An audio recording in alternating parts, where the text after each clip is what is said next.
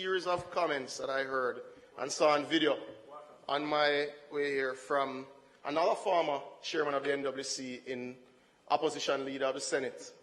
Comments made from a community of Redberry. That community has 55% coverage in terms of pipe coverage and water supply. Mr. President, the designs are done to do the following 45%. But in all the discussions of the water frustration, former chairman who should know, that area has a particularly, one of the highest areas actually in parish of theft. And that has actually derailed the project twice before, even predating it, in terms of breakage of the system and constant repairs. So the money goes into repairs when you've done the scoping for the project. The former Minister of National Security didn't encourage in that video anyone to sign up with the Water Commission and pay their bills and to report theft where they saw it. He also didn't discourage residents from blocking a national highway, as a former Minister of National Security, over water that is being impacted by theft in that space. I was particularly disappointed when I saw the video, Mr. President.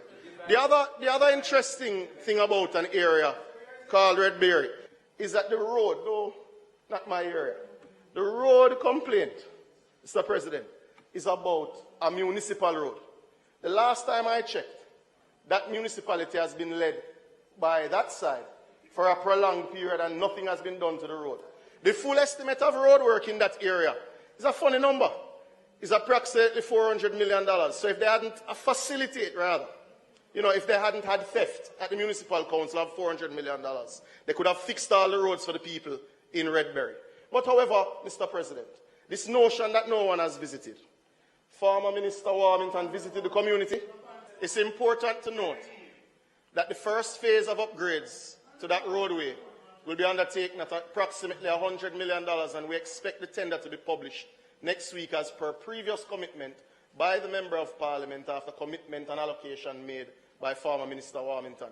So, sometimes in politics you call for something you already know is going to happen to give the impression to citizens that you had some role in this.